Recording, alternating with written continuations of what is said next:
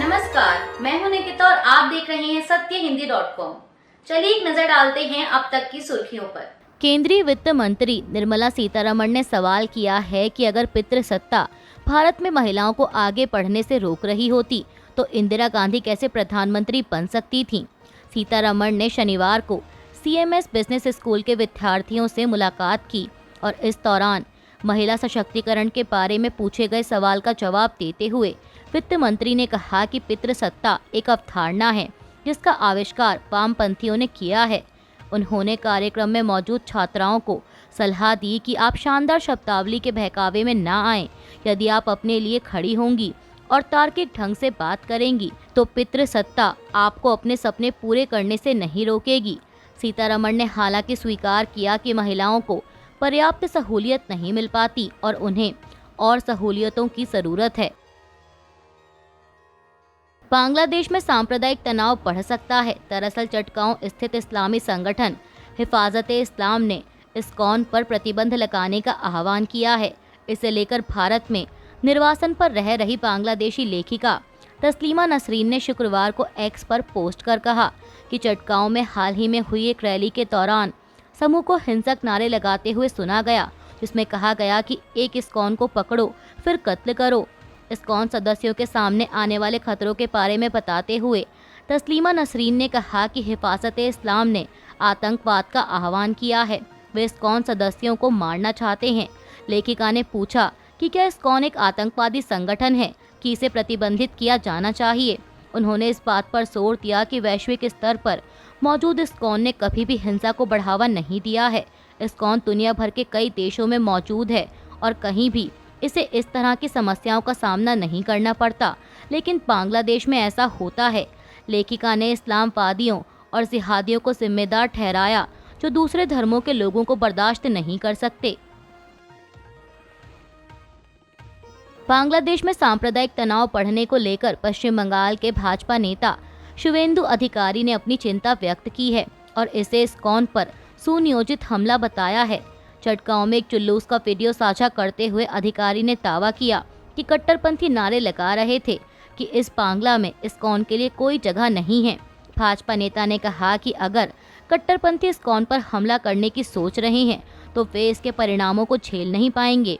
अधिकारी ने लिखा कि यह वीडियो आज सुबह करीब 11 बजे रिकॉर्ड किया गया, जब कट्टरपंथियों का एक जुलूस चटगांव में टेरी बाजार से चिरागी की ओर सांप्रदायिक तनाव भड़काने के इरादे से जा रहा था।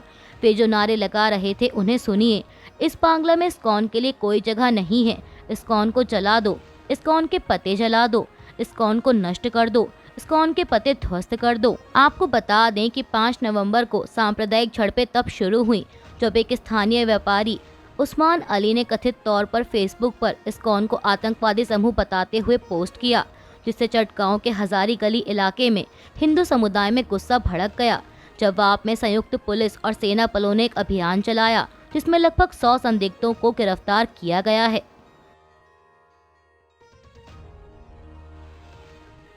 पश्चिमी पाकिस्तान में एक रेलवे स्टेशन पर हुए बम धमाके में कम से कम 25 लोग मारे गए हैं और दर्जनों घायल हुए हैं। ये धमाका तब हुआ जब बलूचिस्तान की राजधानी क्वेटा में लोग सुबह की ट्रेन का इंतजार कर रहे थे। सोशल मीडिया पर सामने आ रही धमाके की वीडियो फुटेज में अफरा तफरी का नज़ारा दिखाई दे रहा है, जिसमें मलबे के बीच शव पड़े हुए हैं और स्टेशन की छत का कुछ हिस्सा नीचे लटका हुआ है।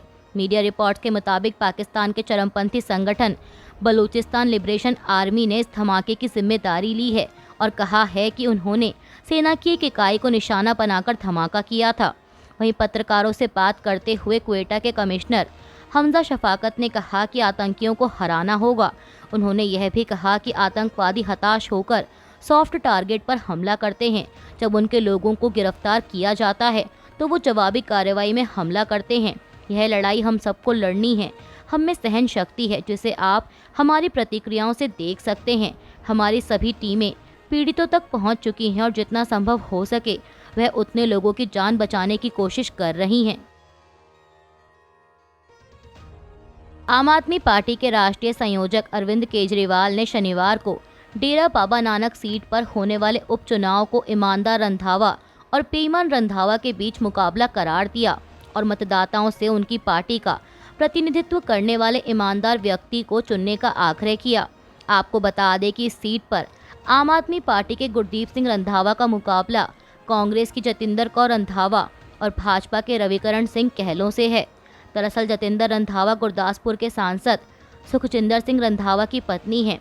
सुखजिंदर सिंह रंधावा के लोकसभा के लिए चुने जाने के बाद टेरा पावा नानक सीट खाली हो गई थी, इसलिए यहां उपचुनाव हो रहे हैं। वरिष्ठ कांग्रेस नेता दिग्विजय सिंह ने शनिवार को भाजपा शासित मध्य प्रदेश में अल्पसंख्यकों पर अत्याचार का आरोप लगाया और प्रधानमंत्री नरेंद्र मोदी से समाज में एकता के अपने शब्दों को सही अर्थों में लागू करने का आग्रह किया। एक संवाददाता सम्मेलन को संबोधित करते हुए मध्य प्रदेश के पूर्व मुख्यमंत्री ने राज्य के अधिकारियों पर राज्य में अल्पसंख्यकों के साथ सौतेला व्यवहार करने और उन्हें परेशान करने का आरोप लगाया और उनके लिए न्याय की मांग की। प्रधानमंत्री मोदी को लिखे पत्र में सिंह ने आरोप लगाया कि एक विशेष समुदाय के खिलाफ अपराध बढ़ रहे हैं और उन्हें रोकने के लिए उन्हें कार्रवाई करनी चाहिए। महाराष्ट्र में 20 नवंबर को होने वाले विधानसभा चुनाव से पहले पुलिस द्वारा की गई निगरानी के दौरान नागपुर जिले के सावनेर विधानसभा क्षेत्र में 2 कारों से 8.16 लाख रुपए की नकदी जब्त की गई है। पुलिस ने शनिवार को बताया कि यह कार्रवाई शुक्रवार को स्टैटिक सर्विलांस टीम ने की। पुलिस ने बताया कि सुबह और शाम के समय की गई 2 कार्रवाइयों में 2 अलग अलग कारों में 3 लाख रुपए और 5.16 लाख रुपए की नकदी बरामद की गई। एक पुलिस अधिकारी ने बताया कि पुलिस नकदी के स्रोत की पहचान करने के लिए कारों के चालकों से पूछताछ कर रही है और चुनाव आयोग के अधिकारियों को इसकी सूचना दे दी है। कांग्रेस शासित तेलंगाना और हिमाचल प्रदेश के मुख्यमंत्रियों और कर्नाटक के उप मुख्यमंत्री ने शनिवार को भाजपा के इस आरोप का जोरदार खंडन किया कि कांग्रेस इन राज्यों में चुनाव से पहले किए गए वादों को पूरा नहीं कर रही है। तेलंगाना के मुख्यमंत्री ए रेवंत रेड्डी, हिमाचल प्रदेश के उनके समकक्ष सुखविंदर सिंह सुक्खू और कर्नाटक के उप मुख्यमंत्री डीके शिव कुमार ने महाराष्ट्र की राजधानी मुंबई में एक प्रेस कॉन्फ्रेंस को संबोधित किया। वहीं इसके तुरंत बाद महाराष्ट्र के अकोला में बोलते हुए प्रधानमंत्री नरेंद्र मोदी ने भी कांग्रेस पर निशाना साधा और कहा कि जहां भी पार्टी सरकार बनाती है वह राज्य पार्टी के शाही परिवार का एटीएम बन जाता है और उन्होंने तेलंगाना, हिमाचल प्रदेश और कर्नाटक को इसका उदाहरण बताया। प्रधानमंत्री मोदी ने एक चुनावी सभा को संबोधित करते हुए अनुच्छेद 370 को लेकर विपक्ष पर जमकर हमला बोला। उन्होंने कहा कि दशकों के इंतजार के बाद हमने आर्टिकल 370 की जकड़ से आज़ाद करवाया। 370 की दीवार को हमेशा के लिए जमीन में गाड़ दिया है, लेकिन कांग्रेस इस फैसले के खिलाफ है। अभी जम्मू कश्मीर में चुनाव हुए, वहां कांग्रेस गठबंधन को सरकार बनाने का मौका मिला। सरकार बनते ही जैसे ही ये लोग विधानसभा में गए, इन्होंने 370 को फिर से लागू करने का प्रस्ताव पास कर दिया। आखिर कांग्रेस को 370 से इतना प्यार क्यों है? हमें जम्मू कश्मीर से प्यार है और उन्हें 370 से प्यार है। समाजवादी पार्टी प्रमुख अखिलेश यादव ने मुख्यमंत्री योगी आदित्यनाथ पर करारा हमला बोला है। एक जनसभा को संबोधित करते हुए अखिलेश ने कहा कि संत समाज के बीच झगड़े करवाए जा रहे हैं। जो खुद से बड़ा किसी और को नहीं मानते वो कैसे योगी हैं? जो जितना बड़ा संत होता है वो उतना ही कम बोलता है और बोलता भी है तो जन कल्याण के लिए, इसीलिए उसके वचन प्रवचन कहलाते हैं। कोई व्यक्ति वस्त्र से नहीं वचन से योगी होता है। अखिलेश यादव ने आगे कहा कि जिनका काम सरकार चलाना है वो बुलडोजर चला रहे हैं और विकास का प्रतीक विनाश का प्रतीक बन गया है। देश में पहली बार ऐसा हुआ है कि सुप्रीम कोर्ट ने बुलडोजर कार्रवाई के खिलाफ उत्तर प्रदेश की सरकार पर 25 लाख रुपए का भारी जुर्माना लगाया है। कांग्रेस अध्यक्ष मल्लिकार्जुन खड़गे ने शनिवार को उत्तर प्रदेश के मुख्यमंत्री योगी आदित्यनाथ के बटेंगे तो कटेंगे नारे का जवाब देते हुए कहा कि उनकी पार्टी के कई नेताओं ने देश को एकजुट करने के लिए अपनी जान दी है।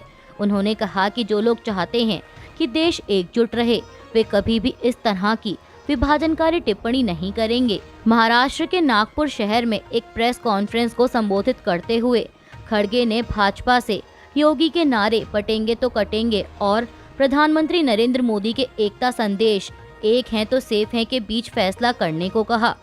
झारखंड की रैली में राहुल गांधी ने दावा किया कि भारत की आबादी में एसटी, एससी और ओबीसी 90% हैं, लेकिन वे सरकारी संस्थाओं में दिखाई नहीं देते।